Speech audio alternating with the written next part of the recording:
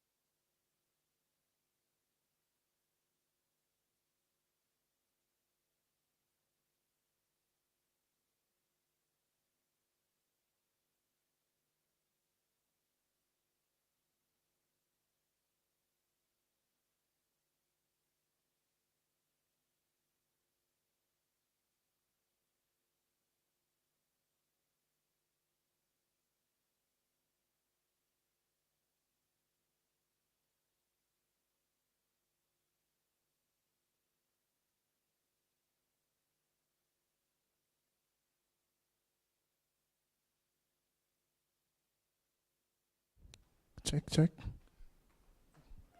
All right, morning again.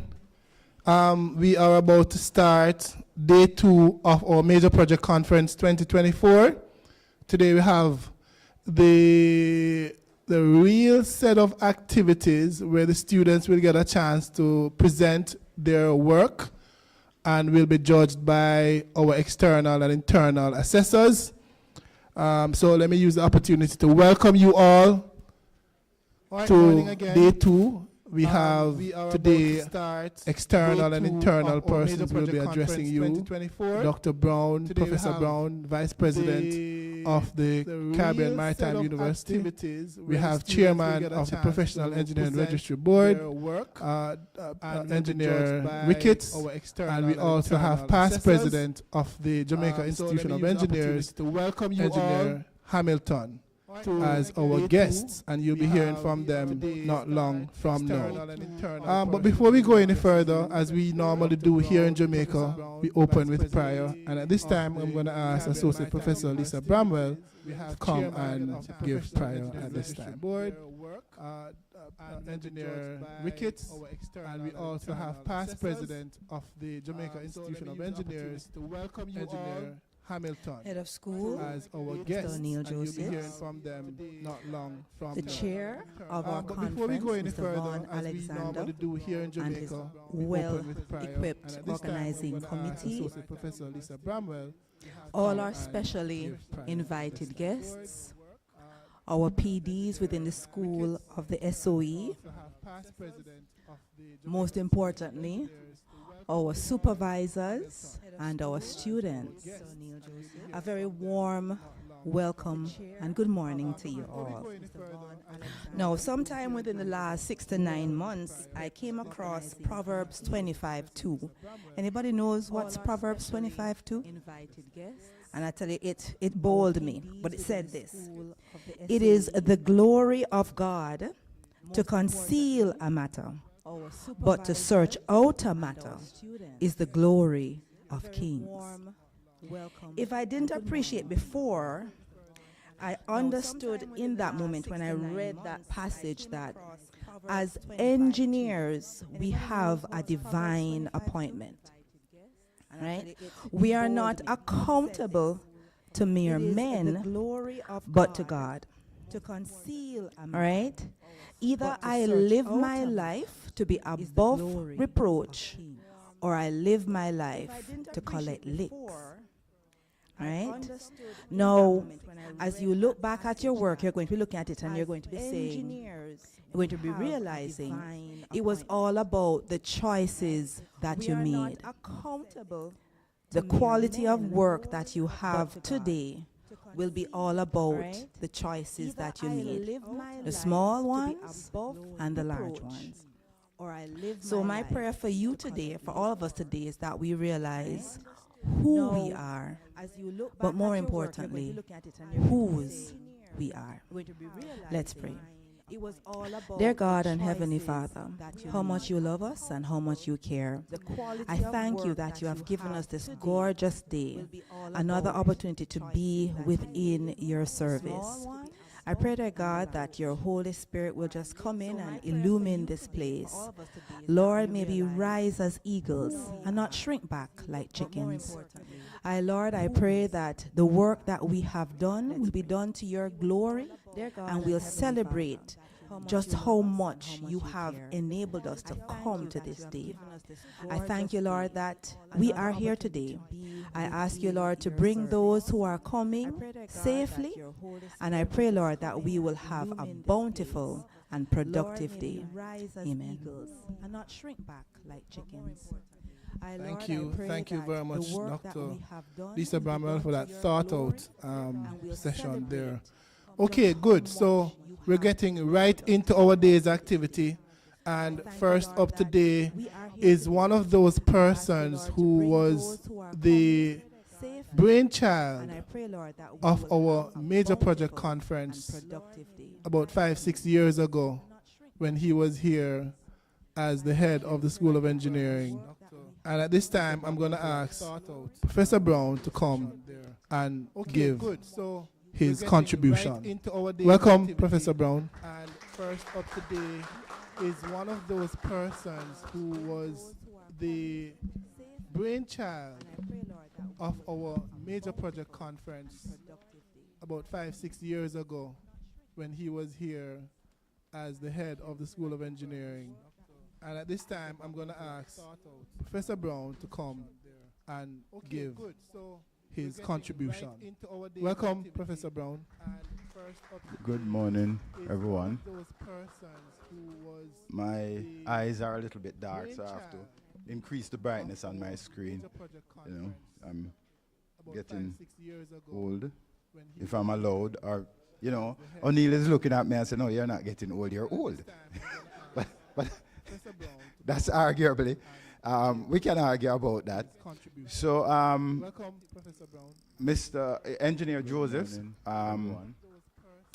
head of the School of Engineering. Eyes are a little bit dark. Increase the brightness on Associate Professor Bramwell, Damien, if I'm allowed, engineer, you know, O'Neill is looking at me and saying, no, you're not getting old, you're old. And past president Christopher Hamilton. We can argue engineer, about that. Past president Christopher Hamilton.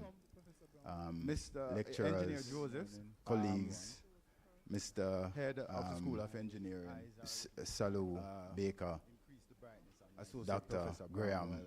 You know, I'm trying to identify Mr. Vaughn Alexander. You know, stop me if I'm going too long. Trevor Bennett. I'm trying to identify the face in the crowd and things like that. So, good morning, everyone. So, I am really satisfied. You know, when a couple of years ago, when I was leaving, I was a little bit worried about, you know, what would happen, the school, things like that. Mr. Joseph promised me, it's in good hand. We can't. We have got this. We'll take care of it. And I'm witnessing day by day that that was a true statement, and you have progressed, and I'm impressed. You know that I had a chance to at least serve this noble institution at some point. What would happen? This idea came up a couple of years ago when we were looking at the tremendous presentations that were being done by our students, you know, and I should acknowledge your presence here this morning. So, good morning, welcome, and I hope to be a part of your presentation, to see your presentation. But back in the days, we had some really, really good presentations from the students, and it occurred to us that it would be good if the public could see some of the things that our students are doing.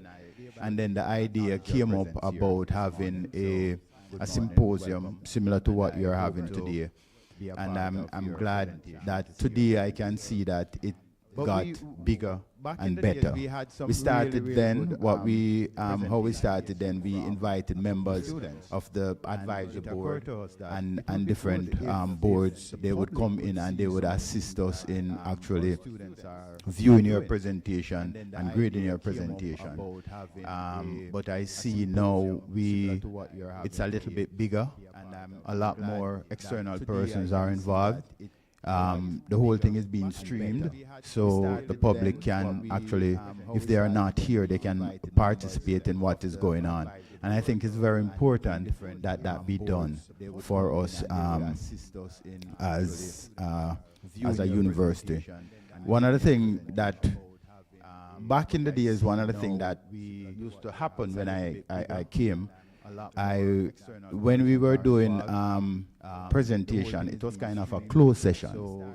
A closed session. When you look in the room, all you'd see in the room is you'd see the students that are presenting and the panel that are would be grading the presentation.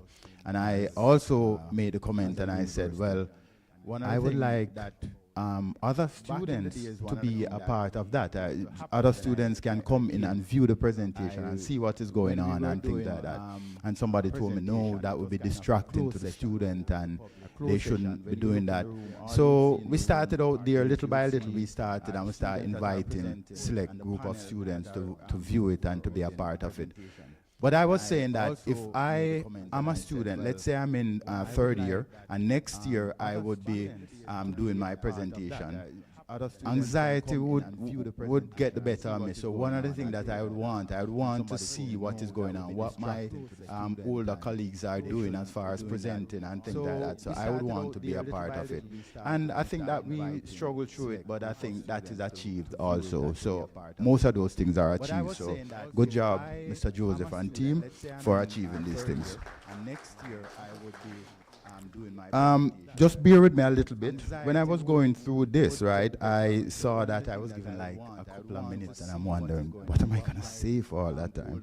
So I thought about some of the things that are current, and I just want to just put some things that I'm thinking about again. And I know that once I said this, we have people inside this room that would start looking at it, and if it makes sense, say by, let us see what we can do. But recently, we heard the Caribbean Examination Council say that they are going to discontinue certification of certain subjects. I'm sure that by now all of us would have heard it.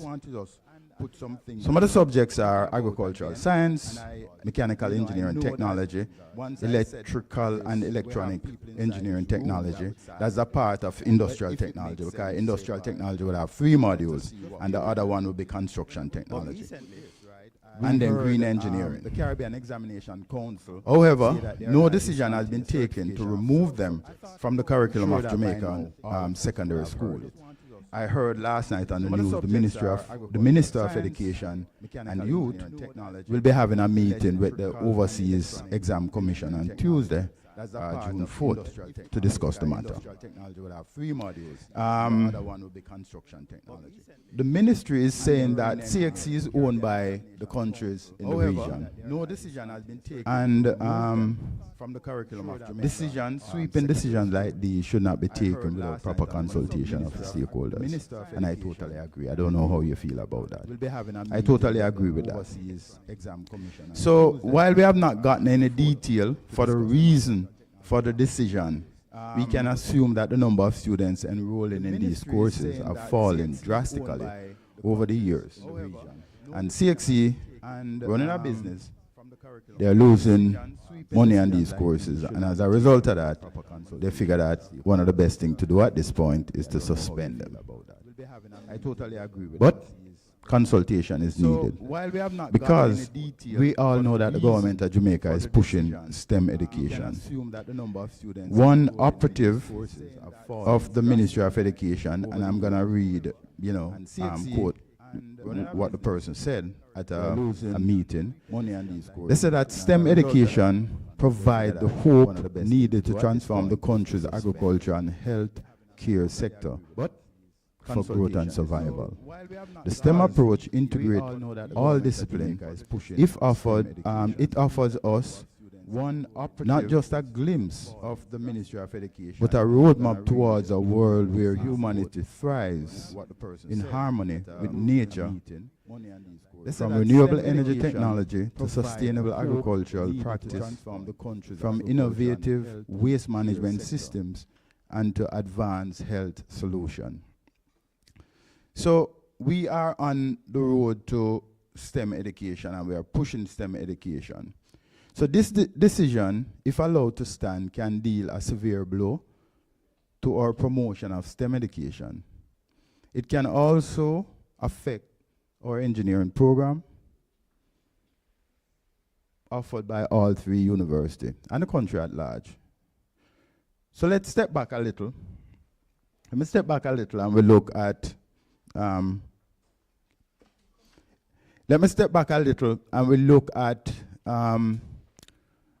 what is required to matriculate into engineering programs. I'm not gonna, talk about the levels at this point, but you need English A, you need mathematics, physics, chemistry, biology, and you need the technical subjects. The technical subjects, let me say it that way. And then from some data that was received from CXC, I will just quote a couple of things, right? I'm gonna quote some pass rates from CXC. For CSEC, first, mathematics, and just 2 years, 2022, 2023, I'm just comparing those 2 years. Mathematics, pass rate, 2022, 37%, 2023, 43%. There's an increase by 6 percentage points. But I think that the big thing in that is that we're still failing. That is saying most of the students doing mathematics, they're failing. English A, 71% in 2022, 78% in 2023. Not bad. Biology, 78% in 2022, 74% in 2023. So there's a 6% reduction there again. A 4% reduction. Chemistry moved from 59% to 66, 7% increase. And physics moved from 64% in 2022 to 62% in 2023. So it has reduced by 2%. As far as the CAPE, and I'm just throwing these figures out, as far as CAPE is concerned, the pass rate for CAPE has been stable in the 90s. So we can say that, stable in the 90s. But one of the things that we must remember about CAPE is that CAPE would be after we have passed the students through a filter. So we would have filtered them. So it is not surprising that the pass rate is that high. So in 2002, just remember that in 2002, the government took the decision to start paying for, I think it's 4 subjects: English language A, mathematics, information technology, and a science subject. So the government did that, and I think that that was a good move in order to secure some of these subjects, and engineering can be featured inside that. So that's a good decision as far as we are concerned. The number of students I've taken mathematics over the years remain constant. It remained constant. And one of the reasons why it remained constant is because the government is footing that bill. However, the number of students securing pass in mathematics has fallen, and because of the data that I gave you earlier.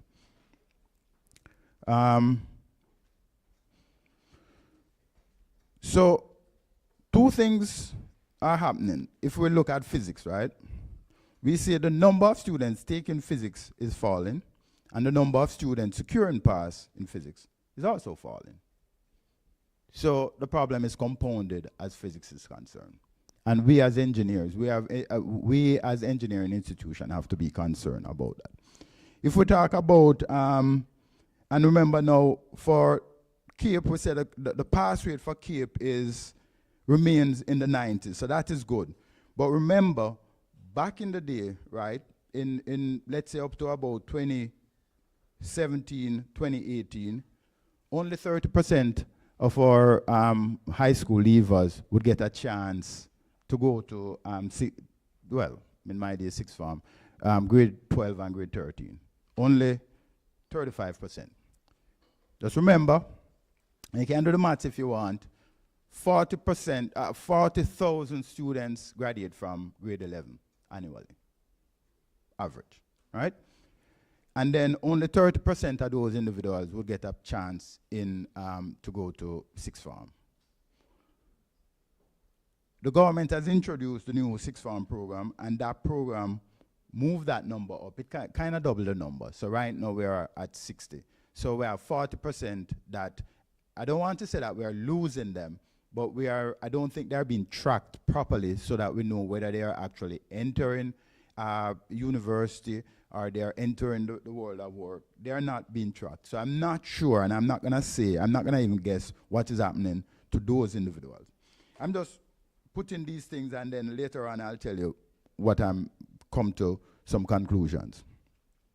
All right, so information from the MOEYI website pre-COVID would indicate that we have when it come on to public education institution, and I group them all together, secondary, technical, and agricultural high school, we have about 170 in the country, 170 right across Jamaica.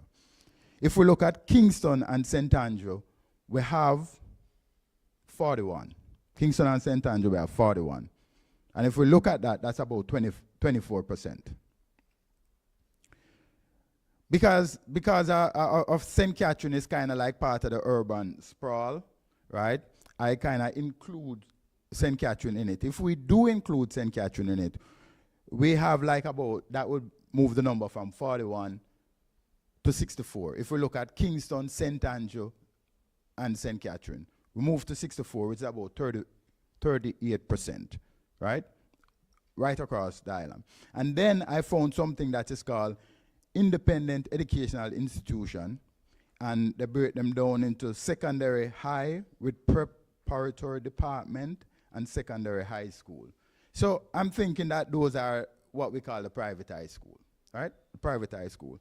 And as far as private high school is concerned, we have about 83. We have about 83.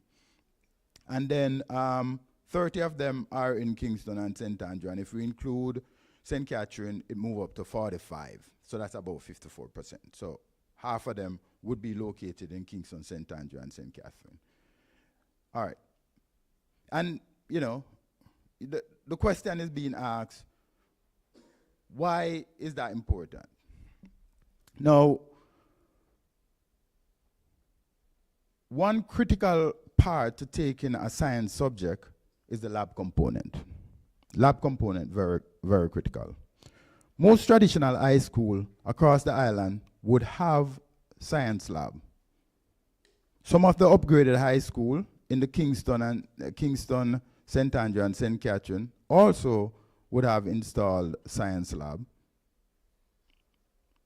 with help from different organizations such as alumni organization, interested parties, and organizations like the SRC.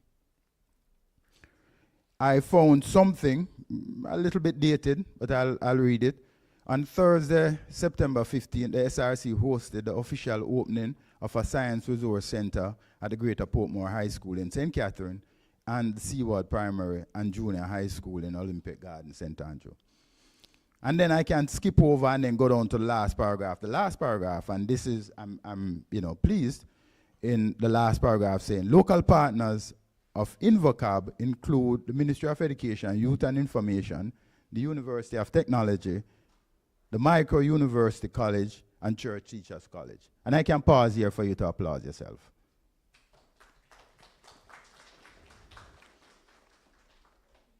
So what I'm saying is that the problem is being compounded because what happened is that even though we want students or want individuals to get into engineering, if these individuals don't have labs, right, they can't do the science subject, which are part of the matriculation requirement to get into engineering. A couple of years ago, I can't remember what it was, but I was interacting with some students. I think we had a career day here at UTech, and I was interacting with some students. I met a group of students from Islington High. I think that's in where? St. Mary? I know there's I think Islington, St. Mary. And that guy was saying that, boy, he likes engineering and he's fascinated about some of the things that engineers do and he wants to come in engineering. And I said, excellent, but that's the reason why you're here. And you know, come, let's start putting some ink on the paper. And I said, but tell me something, what, are you doing physics and things like that? And he said, we don't have a physics lab. You're doing a science subject? He said, yeah, we do integrated science. Integrated science, it's not gonna make the cut.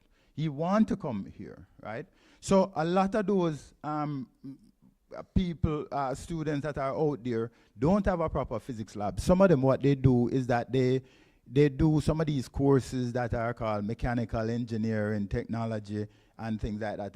And some universities would, if they don't have physics and they realize that the reason why they don't have it is because they don't have the infrastructure or the resources, then they start looking at some of these subjects. But if you cut those subjects out, what is happening is that they are cutting whatever we can look at as a engineering institution to matriculate the students there.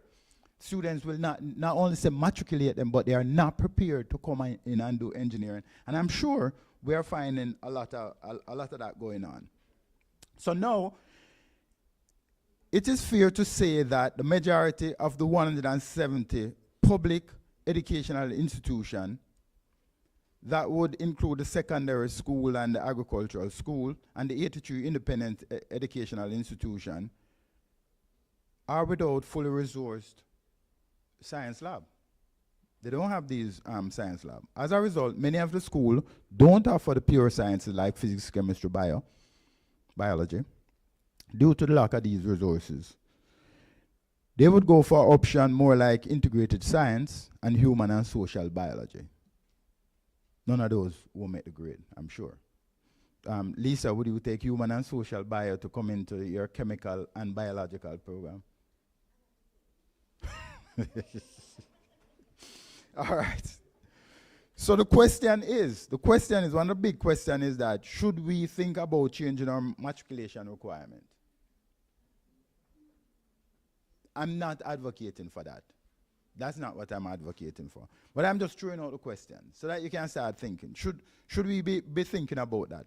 In the past, what was done is to rely on the technical subjects to matriculate students into engineering if they don't have some of these clear-cut science. So if they have integrated science and they had some of these technical courses, it would show that they have an inclination or they have an aptitude to do engineering. So we would, take a chance with them, put a tag on them, and then later on we could say, well, depending on how that person perform over the 4 years, we could say, well, maybe we could start looking at these courses. But no, that will be taken away from us, or that might be taken away from us soon. When I look at the syllabus for the mechanical engineering technology, I look at the general objective, and I'm going to read what it said: to help students acquire the knowledge, skill, and aptitude needed for employment at the entry level and as prerequisite for tertiary education. That means it has a tertiary education focus somewhere there, and that is good. So let me conclude now, start pulling things together. So the ask here is that the government is pushing STEM education, and we agree on that. And the engineering fraternity, we do have representatives from PERB and JIE. We have the president of JIE also. The engineering fraternity and the university are asked to increase the number of engineering graduates to keep pace with the country's need.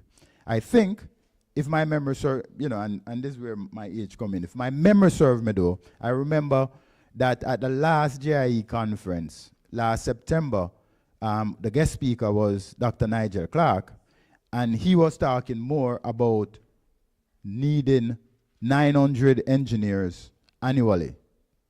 You remember, Chris? 9,000. It was 9,000?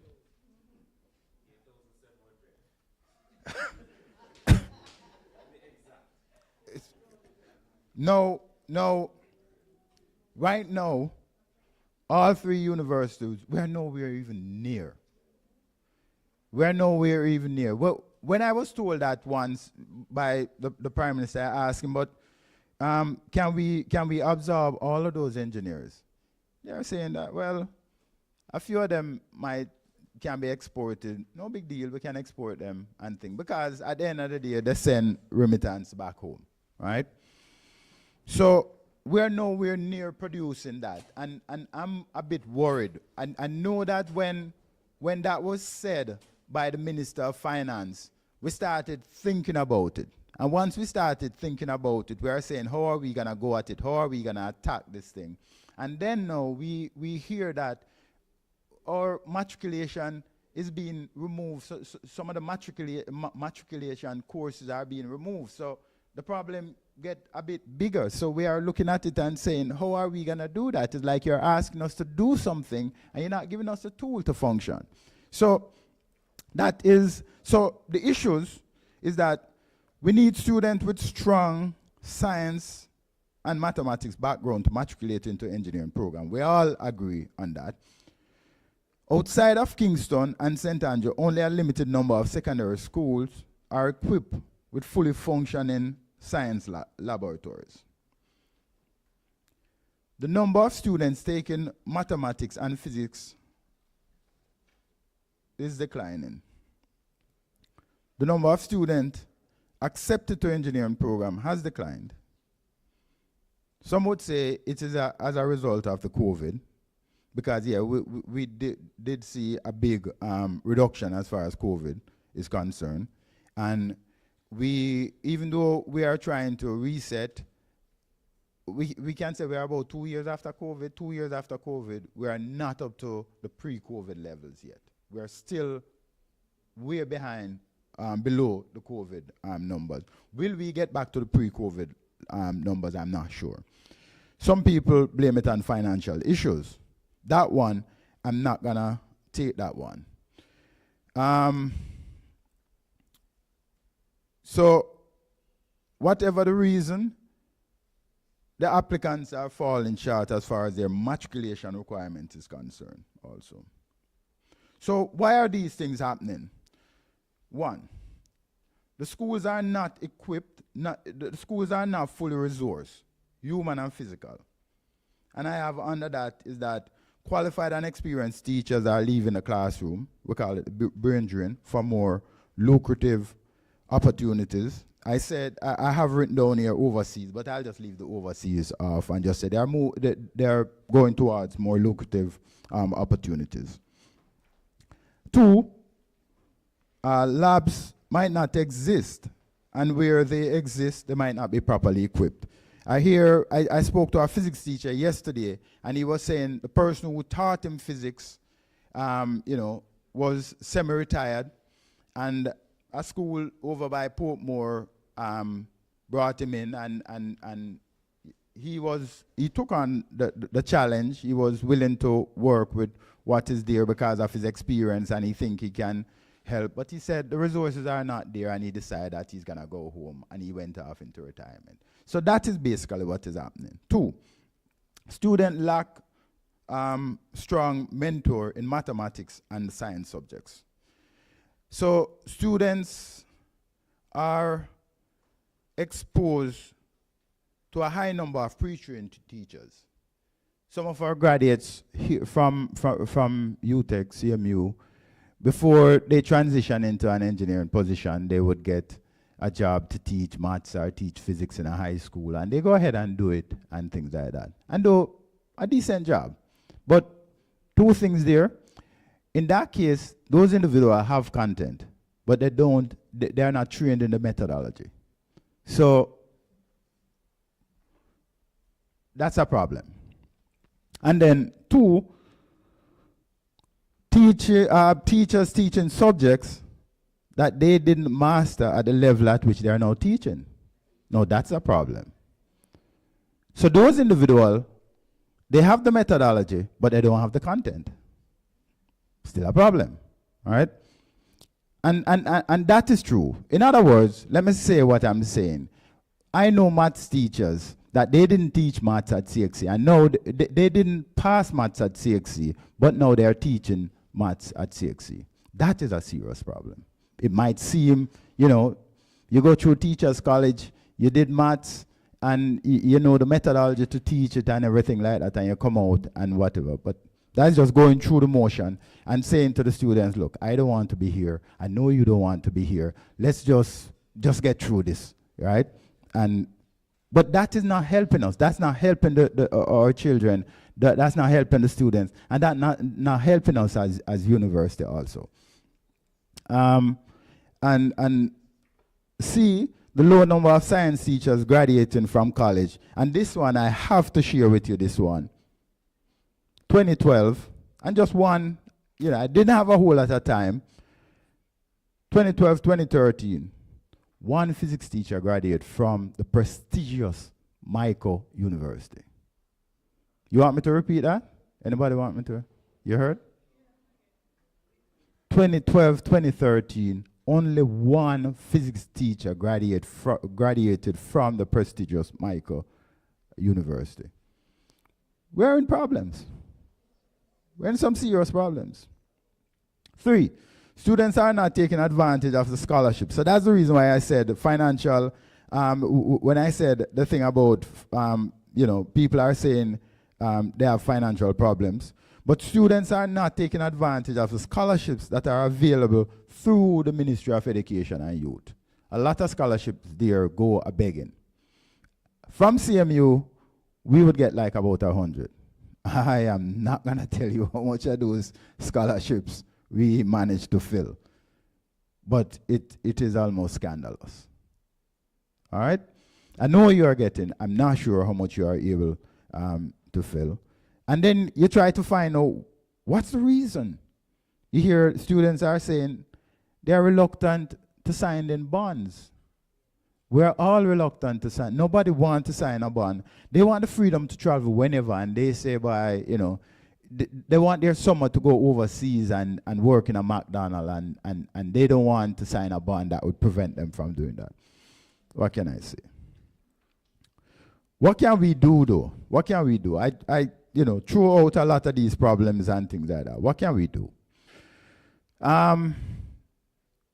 We can assist, we collectively can assist the schools by providing some amount of resources in different ways, right? Different ways. We have different groupings, alumni association, and through these we can assist in providing some amount of resources. We can also build capacity in school. And by building capacity in school, I think that the universities, the 3 universities, can develop curriculum, short curriculum, that we could deliver over the summer for a fee, a nominal fee to cover our expenses. And we could deliver that, and we could work with these science and maths teachers that are in university. Back in the days, most of the engineers here, when you were in high school and you were doing mathematics, you love it. Because the teacher that you were exposed to liked what he was doing, and he introduced the subject to you in a particular way that you also love the subject. And we want to actually help the high school teachers to develop that affinity, that love, that experience in the delivery of some of these courses. And not that I don't want to be here and I'm just working hard for the money. I know that the GIE over the years has provided mentorship for some of these high school students, and I think that should continue. And my last, because I see the wrap-up sign from Mr. Alexander, universities and colleges can make their science lab available to high schools to complete lab work at a cost also. If this is not possible during the regular semester, it can be done through marathons over the summer period. All right? So there it is. The issues and some of the things that I think that we can do. You might have other suggestions that you could use to assist in this development. But I think that is something that we need to pay some attention to and try to develop it. So thank you very much for your attention. I hope I didn't bore you too much. All right? Thank you.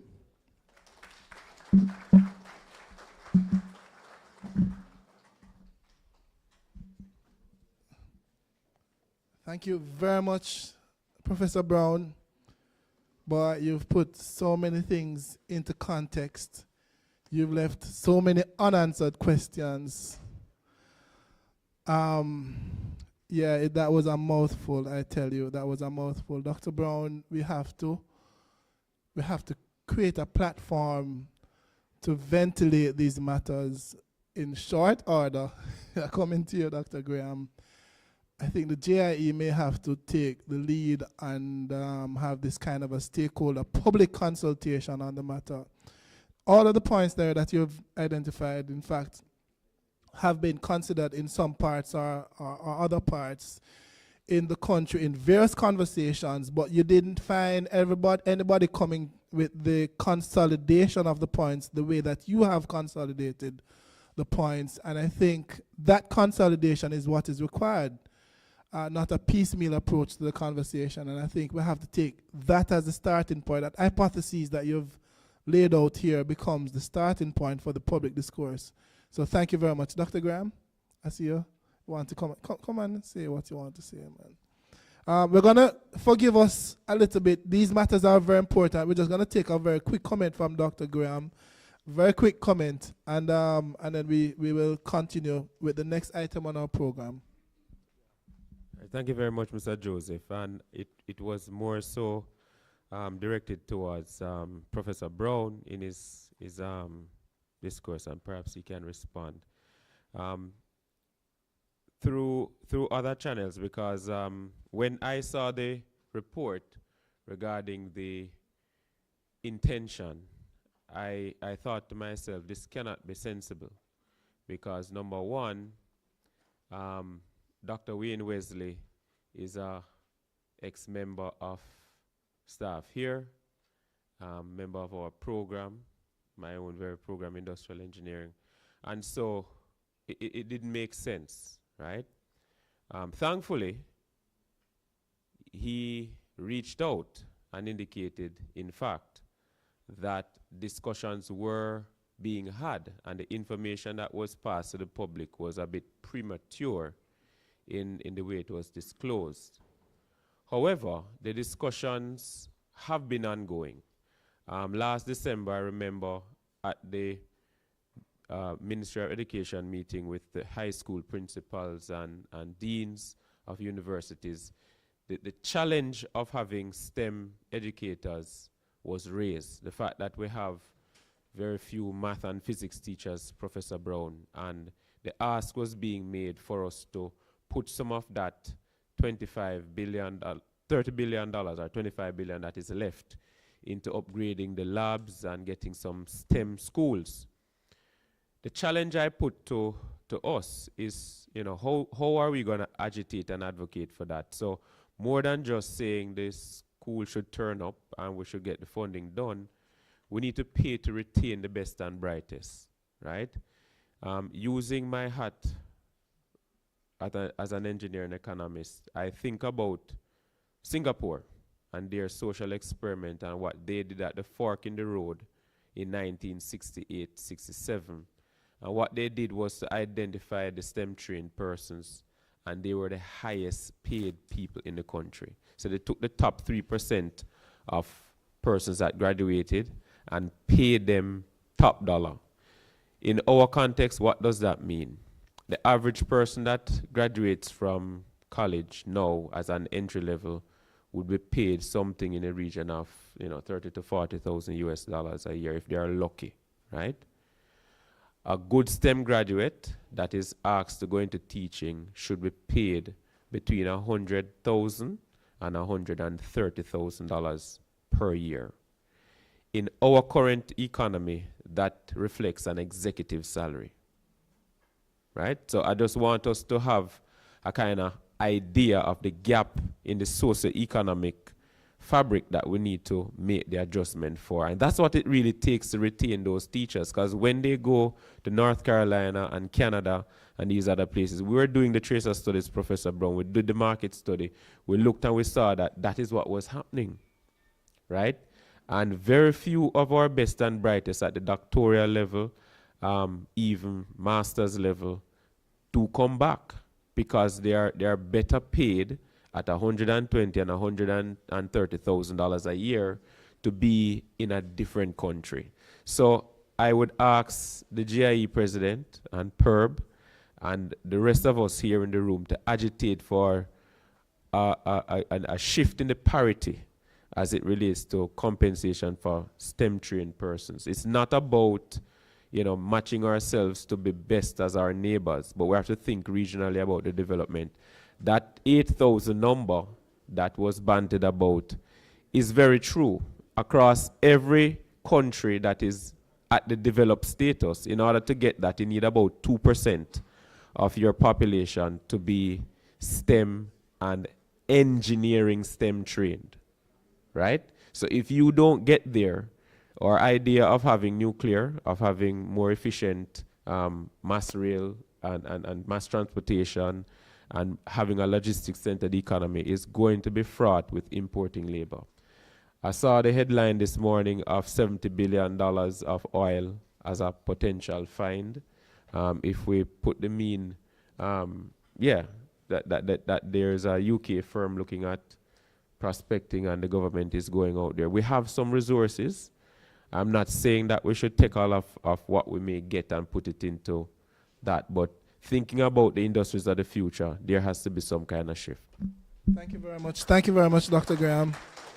So again, so we're not going to, very good contribution there, and that point about compensation and so on is another part of the puzzle that we have to seriously consider. We're not going, if I were to allow us, we get into these matters in a very serious way. But let's pull back a little bit, and we're gonna go back to our program and take it. Oh, sorry. Yes, we're going to have a presentation made to Professor Brown. We thank you for coming in. And this is not just for today's presentation, but we're looking at all the contribution that you've continuously made to this school, and we want to recognize you for that. Okay, so you hold the mic. Okay. Dr. Brown is Professor. Yes. Awesome sauce. Professor Brown, on behalf of the School of Engineering, we'd like to give you the certificate and a little token that coming next as a small token of our appreciation, okay? You're most welcome.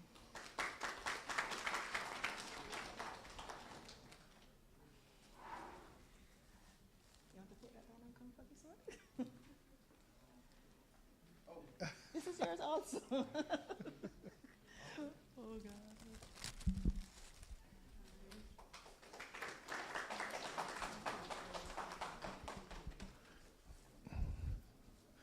Good, excellent.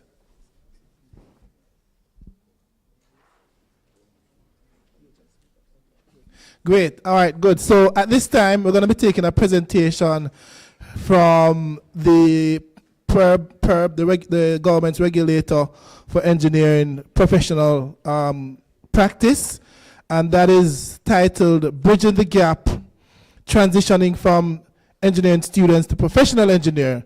And who better to give this presentation than the chairman himself for the Professional Engineering Registration Board, Engineer Ricketts. Engineer Ricketts at this time.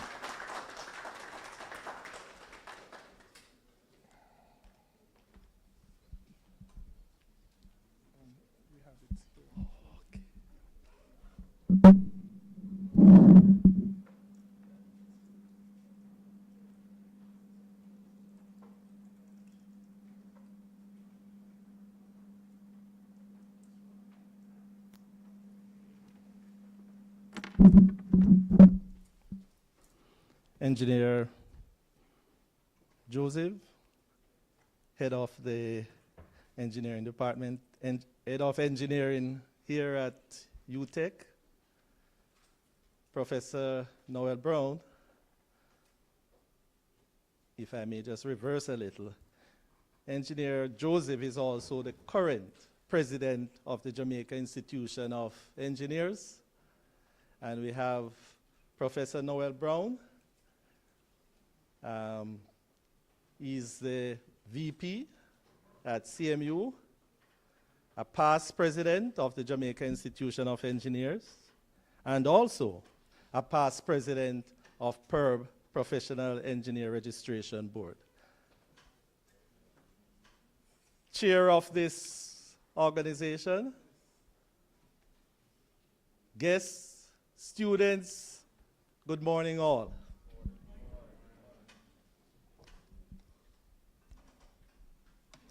I want to congratulate, I came here yesterday, and I want to congratulate the students, the graduating students who have entered the poster competition.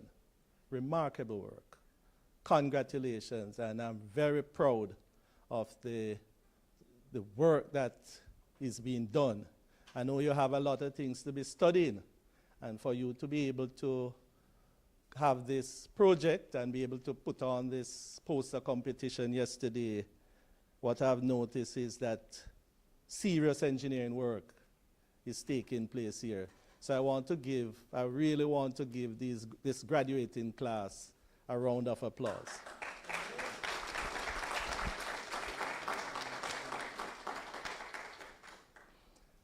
Now the question is asked, how do you engineering students, how do you move to become a registered engineer? It said registered professional engineer. And if I may just correct that, by law, it's really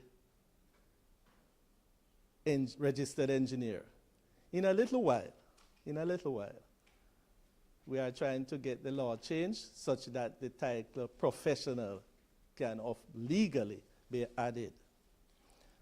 I also want to recognize Engineer Hamilton, past president of GIE, and also a current board member of PERB, Engineer Hamilton. So,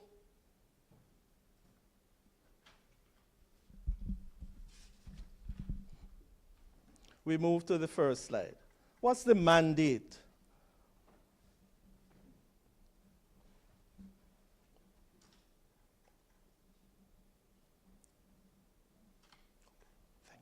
Thank you. Good. What's the mandate? So the Professional Engineer Registration Board is responsible under the Professional Engineers Registration Act, and for short it's called PERB, of 1987, for the regulation of the practice of engineering in Jamaica.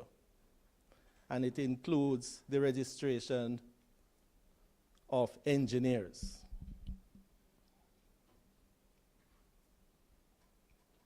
Under the Act, what are the responsibilities of the board? And there are primarily 7. Registered engineers, issue certificate of authorization to organization, determine the categories of engineering work in which applicants are to be registered, regulate the practice of engineering in Jamaica, promote and ensure the maintenance of acceptable standards of professional conduct by persons registered as engineers under the Act, and prescribe the procedures to be followed in instituting disciplinary proceedings against engineers in relation to professional conduct.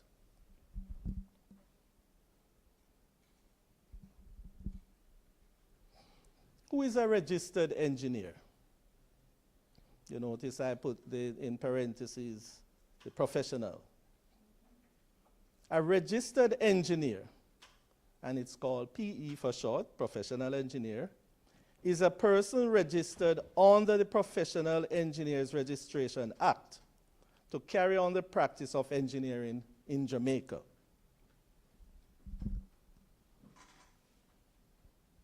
Why is it important to be registered? It is important to be registered if you wish to practice engineering by law. By law. So you cannot practice engineering in Jamaica without being a professional engineer.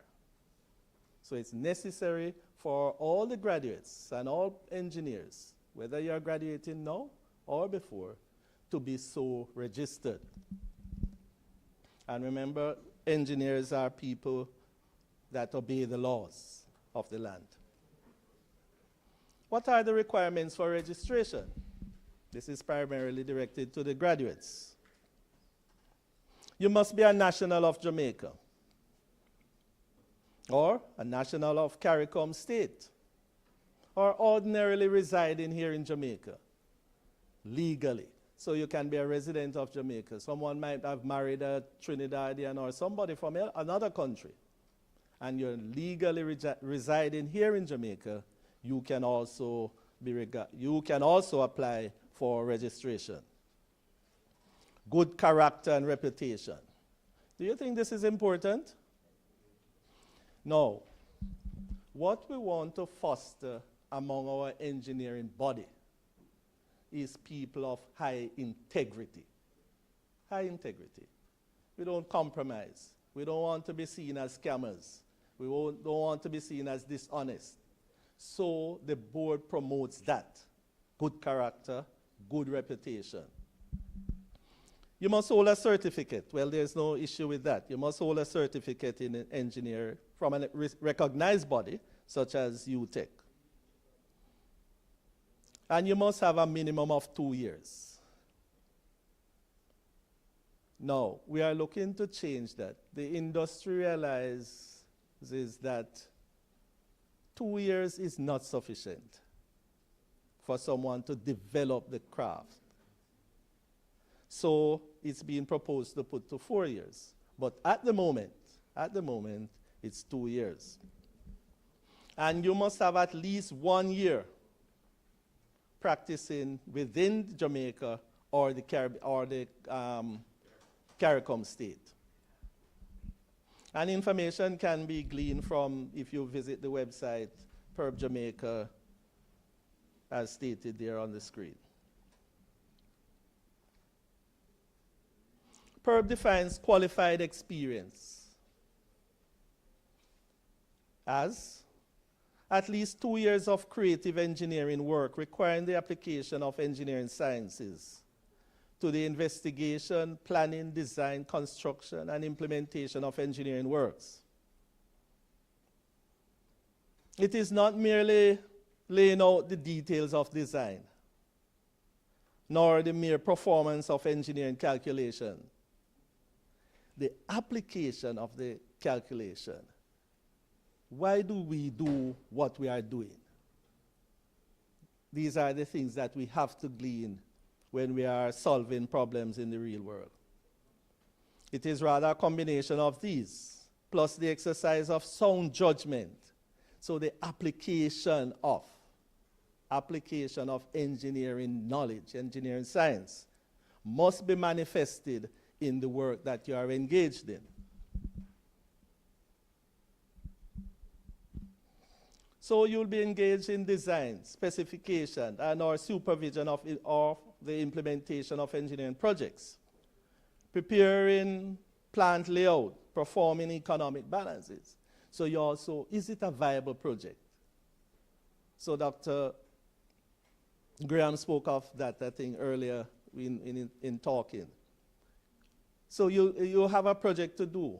It's not just the execution of the project, but does it make sense? Is it economical? Is what we are proposing, should we go there, will it be profitable? Because in the end, what we want to make sure, in some cases, is our activities, is what we are doing, is it profitable? Development and improvement of processes. You have to have that critical eye. You might be in an industry, and we have been doing this for the last 20 years. Can it be improved? So you have this curiosity. Can we improve this process? Can we make it more efficient? So these are some of the things some of the traits that we want to see coming out of our engineers. You might be involved in designing pilot plants, performing research, editing and writing technical papers, especially if you are on a campus, preparing technical reports, manuals, etc. Consulting, appraising, evaluating and working on patent laws, operating major plants, product testing, technical services, teaching full-time at an accredited institution, engineering university or college that is recognized by ABET as UTech is. There are, in addition, some specific abilities that can be considered professional, and that applies to all branches of engineers. So whether it be the traditional ones, mechanical, civil, electrical, there are some specific abilities, there are some specific qualities that must be manifested. Selecting technical procedures for use in problem solving and developing new approaches and methods when necessary. Not to sit, always have this curiosity, have an inquisitive mind. Can we improve on? So you get into an opportunity, you get an opportunity at a plant. Don't settle with what has been happening not before. How can we improve this? No, all this is experience that we want to glean during the 2 years as it stands now, such that when you make your application and an interview is done, we can see where you are applying the things that you have learned in the field, solving problems, improving processes. And these are some of the things that we'll be looking for. Now, how to get the required experience? Well, of course, you just graduating now. What are some of the key steps that you need to make? First, it would be good to work under the supervision of a registered engineer. We have Dr. Balvin Thorpe here. No, not here at this moment. Well, he is in fact responsible for the mentorship program at the Jamaica Institution of Engineers, wherein I want all the students, whether or not you're, just take it as a given, go and register. Register with the mentorship program. And the Jamaica Institution of Engineers, as we mentioned earlier, we have the current president here who is the head of department, O'Neill, Engineer Joseph. We want to implement that feature. And it's there already, but we want to re-energize it in the Jamaica Institution of Engineers. So I'm going to ask you to engage in that, such that you will be provided with guidance on how to achieve professional engineering status. Some companies have established programs already. And we thank those companies that have it, and we will definitely be working with these companies that have provided such services. Try to get broad experience as is possible. Try to get as much information. Ask questions. Why? Why do you do this?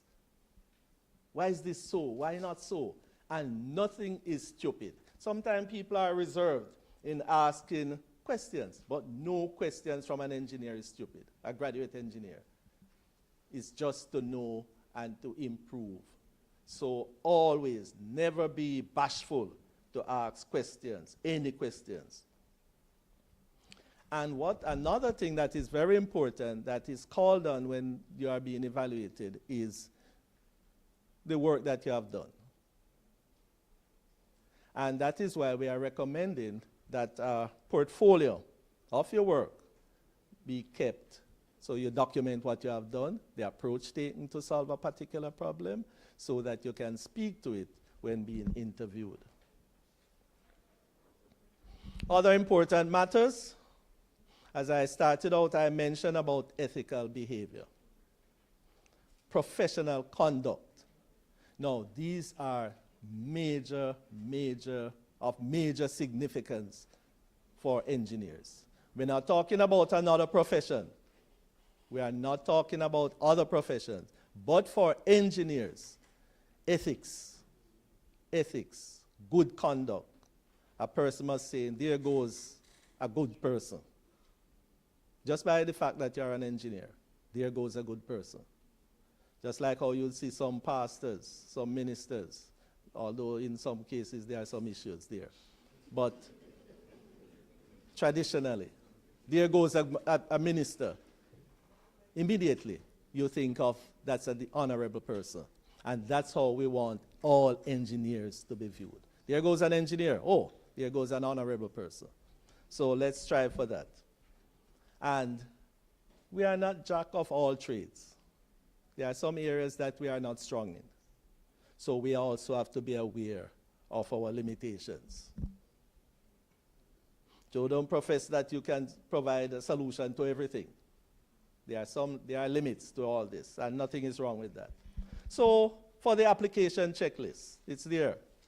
There's an application form. Proposer in good standing with the PERB. So the proposer, a professional engineer has to propose it and say, yes, this graduate engineer has reached the standard and vetted the work that the person has done, and as such, we are going to recommend him or propose him. So of course, we spoke about the portfolio that you need to have, present sample of at least 3 designs, 3 work, significant work that you have done over the past period. And you need a passport picture verified by a JP. And we know that's an easy thing because justices of the peace can easily recommend graduate engineers and say this is a true person, this is a true photograph. And of course, the CV must be initialed by proposer. Organizational chart, it's always good to see what level you are at in the organization. And of course, copies of your certificate, certified copies. So that's a checklist, and that can be found on the web page. There's a flow chart. So you complete the what's happening there? Without touching anything. Okay. So you complete the flow chart. This will be readily available and is on the information. So first you pay required fees. There's a little charge for that. An application reviewed by the PERB registrar. I'm not sure why this is moving. Application is reviewed by the charge to make sure that all the things that were in the checklist are present and available. If there's an issue, the registrar will call you and say, well, you need to have this item replaced or included, and then the process is back there at the application again will be reviewed and make sure that all the things are there. If the application is successful, then we have two exams. One that deals with the code. Are you familiar with the Engineering Act, that is, and Code of Good Conduct, that is ethics? So there are 2 areas that a test will be on. Not technical tests, not technical. Just awareness of the PERB Act and also the Code of Conduct. If you are successful, the credential, there's a committee that deals with that. If we say yes, it is the credentials committee that will review the entire application and subsequently will make a recommendation to the board, and the board, you will be informed of the decision of the board. If you are not successful in the exam, you have an opportunity to do it again. So, all is not lost. And I mean, we are bright people and we have failure rate of 0. So, you people are excellent and in the past. Now, there are 4 classes of registration. So you have the professional engineers, you have special registration, primarily for those people who have been in the system and working in government services and the municipalities. But over time, we have grandfathered that, and those who were specially registered in that category, over time will gravitate to 0, will move to 0. And also, those who are in the education field, those who are lecturers, also can be specially registered. You have temporary registration. Persons coming here working 1 year, not resident of Jamaica or the CARICOM, not normally residing here. They just need to work on a particular project for 1 year or 2 years or on a yearly basis. We have registered them under temporary registration. And of course, organizations, for organizations to carry out the work. So for example, a company X doing work for the government. you first have to be registered. If the work is engineering related, you first have to be registered with the engineering, with PERB, that's Professional Engineer Registration Board, and your organization, if satisfied all the requirements, will be so authorized. So no government job can be given without an organization being registered. Currently, there are 46 categories of engineering disciplines, and that is also readily available on the website. The earlier ones that we had are listed there: civil, electrical, mechanical, and so forth. And then at one phase, we had some new ones added. You know, we have new engineering specific subject areas, and these are all available on the website. So thank you for listening. And if there are any questions, feel free, maybe not now, but feel free to call the PERB office, and you can be provided with all, or if you are ready, that's fine. But, you know, it's there to serve. It's there to serve. It's there to answer all the questions that you might have. A question from the floor. Through you, Chair? Just one question, yes. For the professional engineer certification, how long after you get the first time you have to renew? Well, that yearly.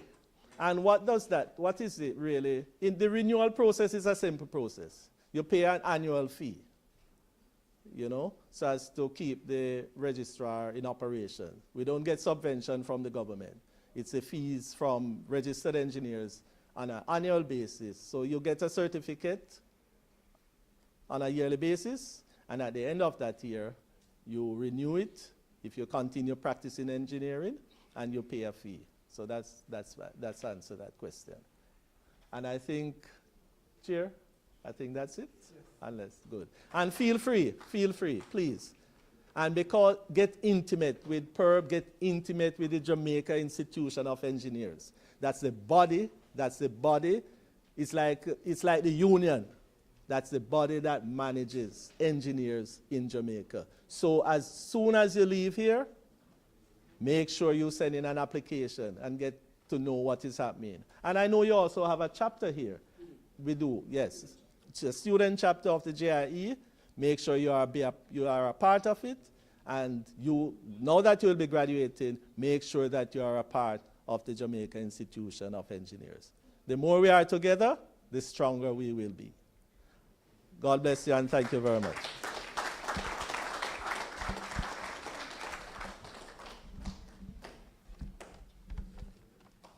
Thank you very much, Engineer Ricketts. A very, very important set of information given out there. At this time, we're a bit pressed for time. We're going to We're going to allow for a presentation, a token of recognition. Come again, Engineer Ricketts. Yes, you're on duty today.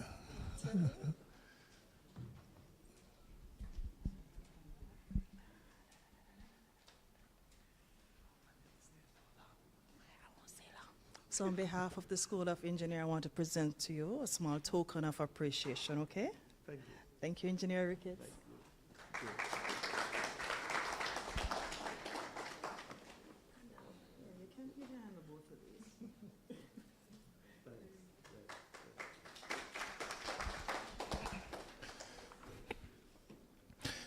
Great. And we'll be hearing from another engineer, this time a past student of the Chemical Engineering Department, also somebody who has worked very closely with the Jamaica Institution of Engineers. I'm happy to present today Miss Jan Walters, who will be presenting on Engineering Your Future, Essential Skills for Professional Success. Put your hands together and make welcome.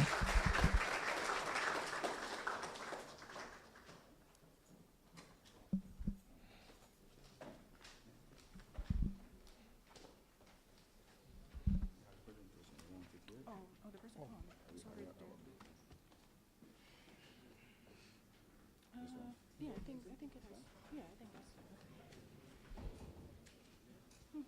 good to see you. The mic is on? Good morning, everyone. It is a pleasure to be here with you today. As mentioned before, I am Jan Walters, and I'll be presenting on the significance of professionalism in engineering. Not too long ago, I was a student here like you, doing my major project a little bit nervous, anticipating what was to come next in the working world. I hope that the presentation I'm about to share will have some pointers about the importance of maintaining and enhancing your professionalism as an engineer, and it's really an honor to be here speaking with you today. A little bit about myself. So as mentioned before, I'm a chemical engineering graduate from the University of Technology. I have a master's degree in engineering management, also from here. I'm also an automation engineer. I have received automation training from the Honeywell Automation College in the United States. I have a project management certification from the University of the West Indies. I'm also a professional chemical engineer, and I'm a member of the Jamaica Institution of Engineers. Firstly, what is professionalism? So professionalism in engineering can be defined as a demonstration of a set of behaviors and attitudes that reflect the highest standards of ethical conduct, responsibility, competence, and communication. It involves consistently applying these principles in all professional activities to ensure the well-being of the public, the integrity of the profession, not just yourself, of the profession, and the successful completion of engineering projects. When you think of an engineer and what an engineer does, there are many things that may come to mind. One of my most important definitions of the engineer is engineers envision the world that could be. Based on the definition and expectations of an engineer, it is hence of paramount importance that the engineer is professional. The engineer should be responsible, competent, ethical, and at all times exercise good communication skills.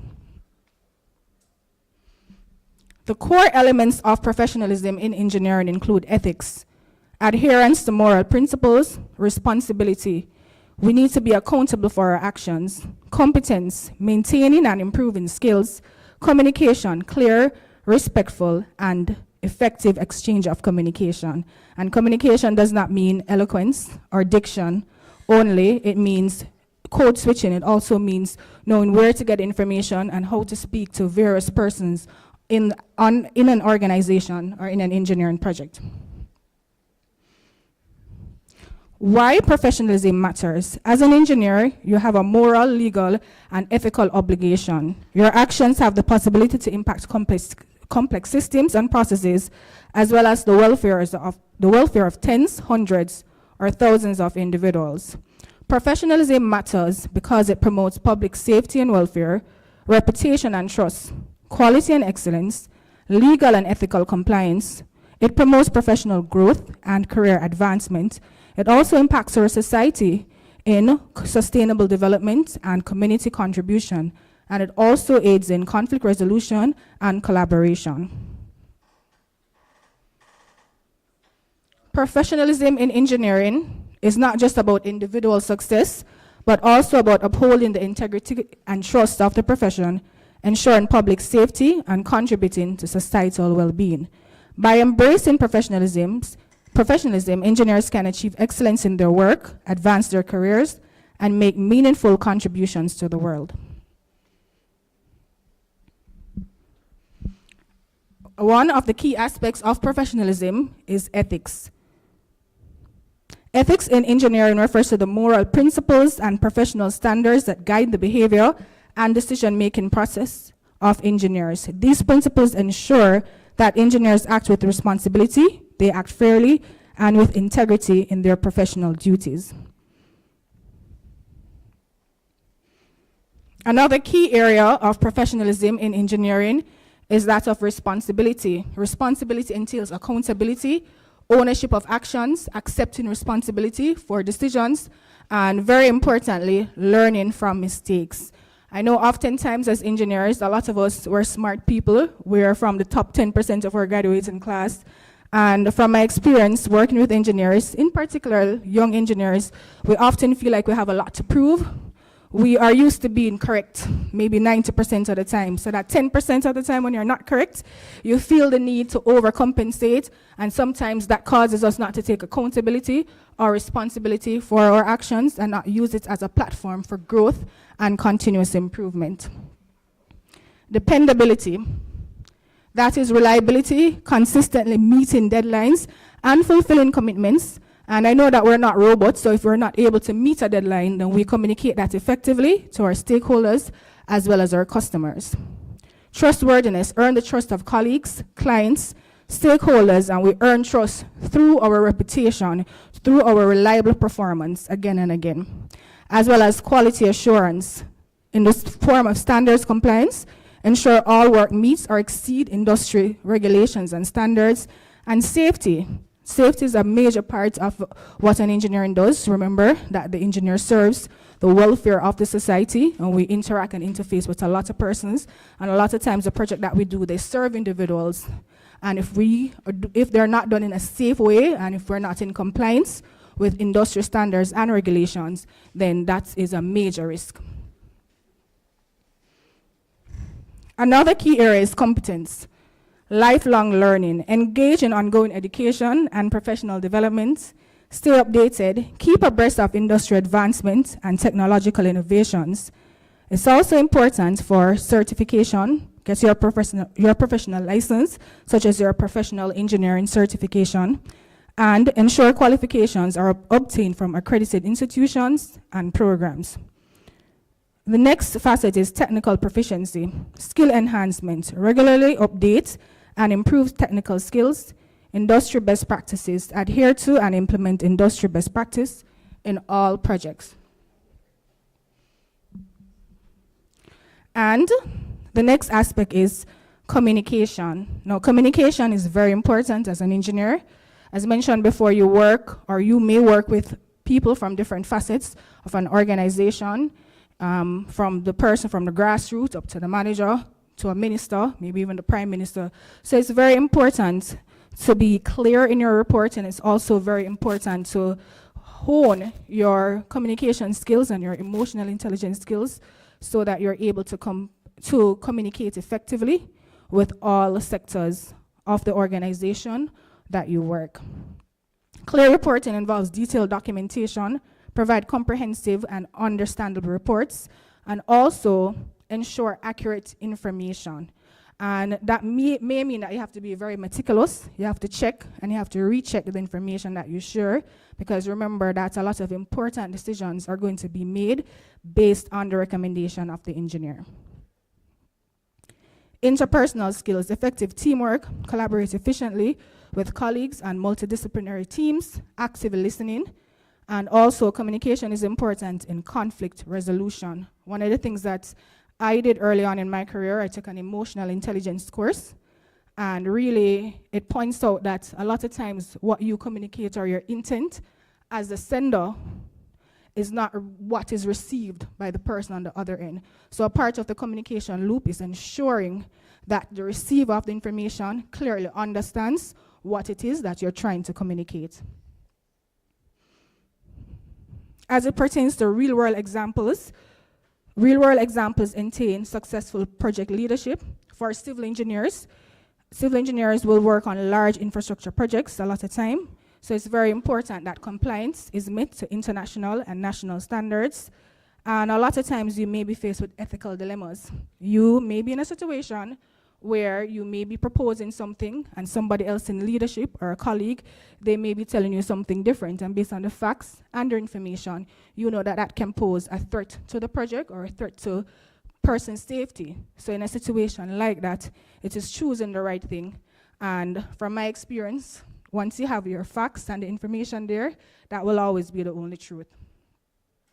Lifelong learning, very important again. It's very important as an engineer to dedicate yourself to continuous learning and also to continuous improvement. We live in a changing landscape. Engineering now, compared to what engineering was 10 years ago, is changing. 10 years in the future, it will be different. I remember a presentation from Mr. Joseph recently, and I think a question was asked if the engineer will become obsolete, and he used the word that there is now a reimagination of the engineer. So we have to keep abreast of what is going on, and we will continuously redefine and reimagine the role of engineering in society, because the role of engineering in society is to contribute to the welfare of society.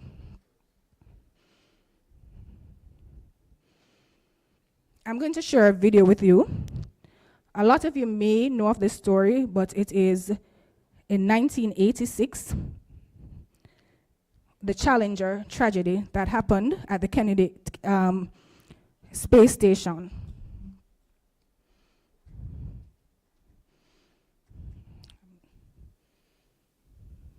Not sure if you're hearing.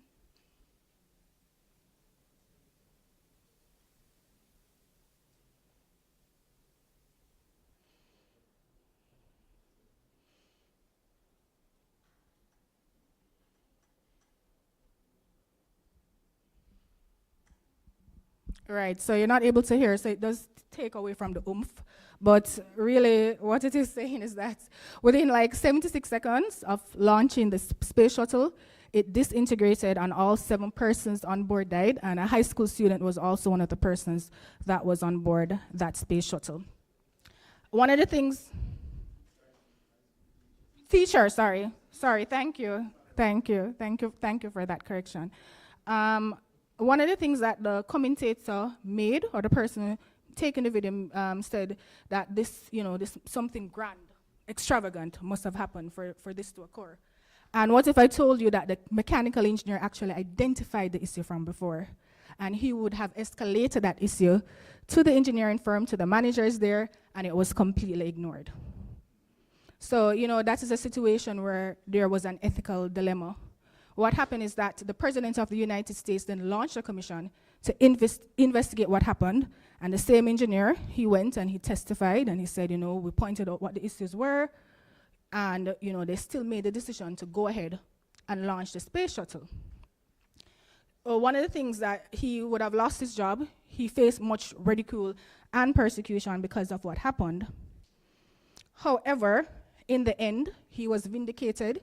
He received a host of accolades for his efforts to avert the Challenger tragedy, including a Distinguished Alumni Award from the university that he attended, a President's Award from the National Space Society for professional integrity, as well as personal courage, and ironically, he received a certification of appreciation from NASA for his support in the Challenger disaster investigation.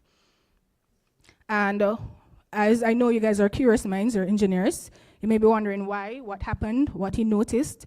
So it was a failure of O-ring seals, and these seals are designed to keep hot gases from escaping, causing structural disintegration. He noticed that in extremely cold conditions, it would adversely affect the rubber of the O-rings. It would be less flexible. And even though, ironically, this happened in Florida, but they say on that morning, it was uncharacteristically cold. It was -8 degrees Fahrenheit. So maybe he told them, and they're like, we're in Florida, we're not gonna get that cold, right?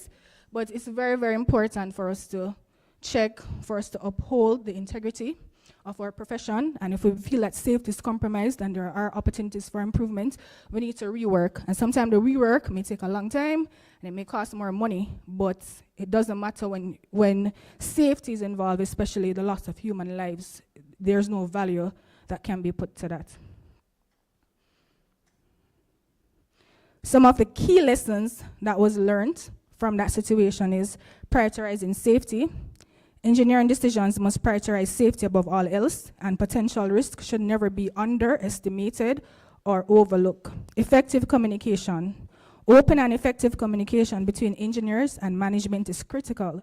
Concerns raised by engineers should be taken seriously and addressed thoroughly. Responsibility and accountability. Organizations must ensure accountability at all levels, encouraging a culture where safety and ethical concerns are paramount. Learning from failure. Incidents like the Challenger disaster underscore the importance of learning from failures to improve systems, processes, and organizational culture. The Challenger disaster remains a somber reminder of the consequences of compromised safety and communication failures in engineering. It serves as a crucial case study in engineering ethics, responsibility, and the need for continual improvement in safety practices.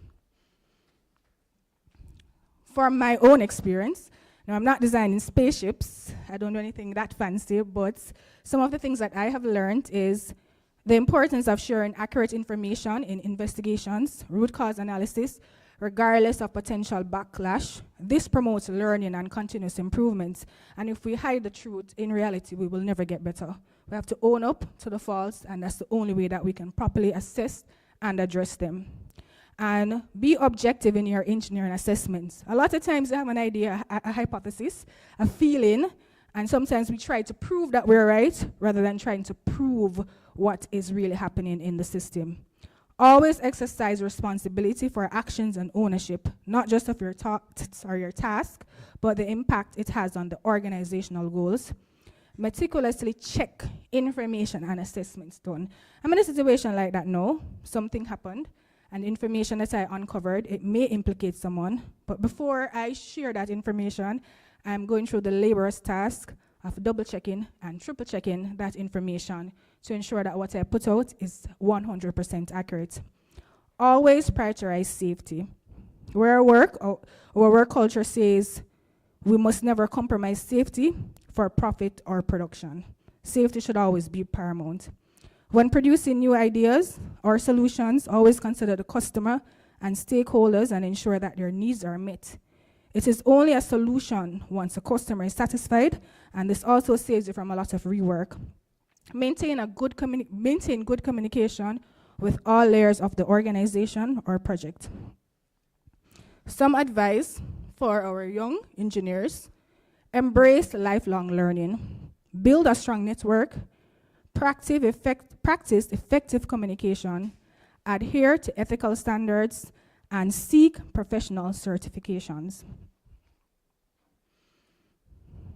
In conclusion, strive to be a professional who not only excels technically, but also upholds the highest standards of the profession. Your professionalism will not only define your career, but also contribute to the advancement and trust in the engineering field. Remember, you don't represent yourself, you represent all of us. And remember that you may not always get it right the first time. It can be overwhelming, especially transitioning from university into the working world. I have grown a lot over the years. Me now versus me a few years ago when I was leaving UTech, and I say a few.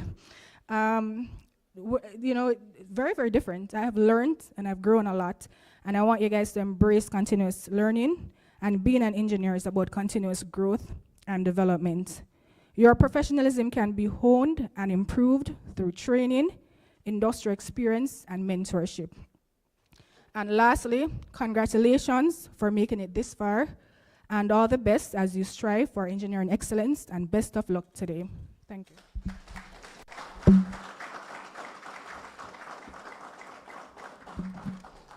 Excellent. Put your hands together again for Engineer Walters, one of those persons for whom I'm extremely proud. I see Virgo here. I'm sure you're smiling. You're one of the chemical engineering student graduates. So at this time, I'm going to allow for the contribution.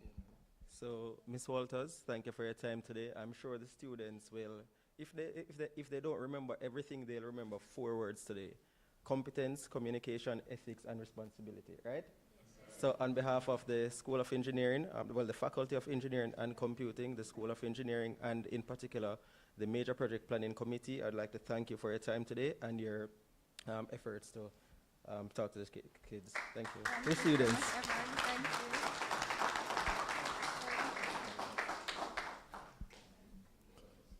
Mr. Brown had to perform well there, because I know Jan would then take him on afterwards. All right, good, excellent. So we've come to the end of this session. I'm going to allow for 2 minutes. Just bear with us a little bit. I know the chairman. 1 minute. He has to come and say something. He's running away from it. But Chairman, come and say something. You've been, and put your hands together for Mr. I know Professor Brown recognized the school, but I want you to recognize the school through Mr. Alexander, who has done an excellent job in staging this event. Mr. Alexander.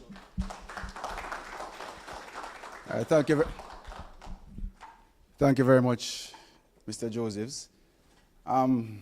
Before I begin, I'm going to take just 2 minutes. Students have been uncharacteristically quiet this morning. Is it because you're being attentive, focused, or you're nervous before the presentations? Which is it? All the above. All right, let's test the temperature. What you say? One school? One school? That is it. You sound ready? All right, distinguished delegates, esteemed colleagues, talented students, ladies and gentlemen, a pleasant good morning. I'm extremely privileged to stand here as the chairman of the School of Engineering Major Project Conference Committee. I was reflecting this morning, and I remember when the then head of school, Dr. Chambers, asked me as this coordinator for the school to let's elevate this into a conference. I didn't know then that it was a vision of the former head of school and the management team. I was very apprehensive, and I found a myriad of excuses, of reasons why we're not ready for a conference. I think we should just go ahead with the final Viva presentations, right? And of course, Dr. Chambers, calmly, smiling, said, you know, Vaughn, everything will never be perfect. And I don't want to wait in vain like Bob Marley. So, like Nike, you just have to do it. And of course, we went on our merry way. It was very challenging because we had no money, we had no sponsors, and we didn't have a formal committee, right? 5 to 6 years on, we still have no money, but we have some sagacious sponsors and a very committed committee. So, as much as Sir Josephs want to give me the credit, listen, I have to put it all out there and say it is because of my diligent committee members. They work tirelessly, and if you look around the room now, you might not see them because they're still outside working, right? So, I want us to just give them a round of applause, please.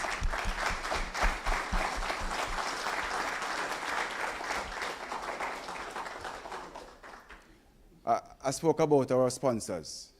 It would be remiss of me to get this opportunity and not publicly thank them.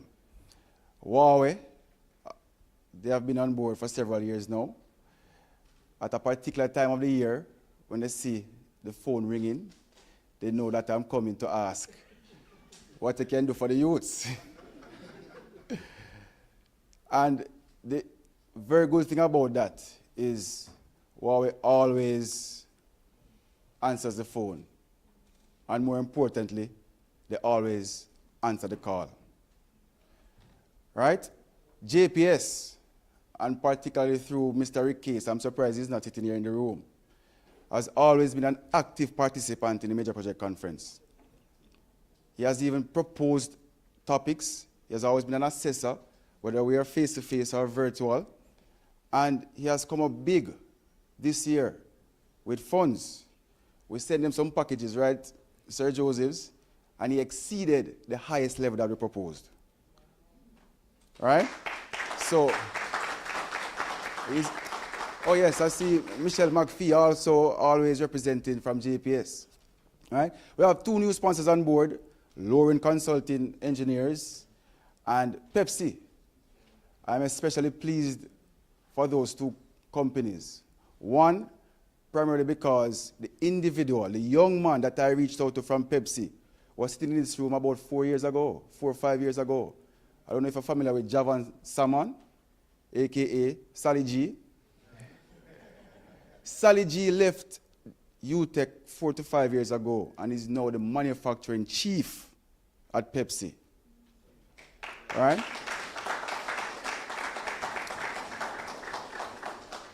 Why I'm impressed with Lauren is that when we reached out to them last year, they said that you're a bit too late. But that's a common excuse for most companies. That's what they give you. So when we reached back out to them this year, I was particularly impressed that the CEO himself responded within half an hour to say, we'll take this package. Done deal. So I want to thank our sponsors. And PERB, GIE, you guys have always blessed us with your experience, your expertise, willing to assess. I know assessing those posters is not an easy task. Sharing your knowledge is not an easy task, but you have always been there for us. Even when there's no money or no gift basket or any certificate to give back to you, you have never said no. We appreciate you. We thank you for that. All right? And finally, to the students, all of this is for you. We did this because you have to work hard through the year. Some of you might say through the 4 years. All right? And today is your day to show the assessors what you have done.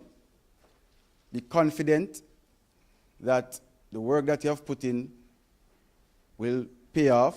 And so you presenting your projects is just another step towards that finish line. All right?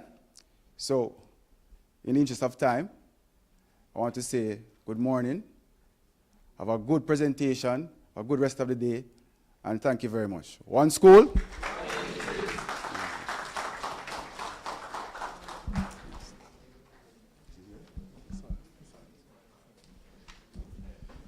Thank you very much, Mr. Alexander. It's now time to jump into our next session, but before we do so, we're going to have some break. So refreshment is on the outside for everybody.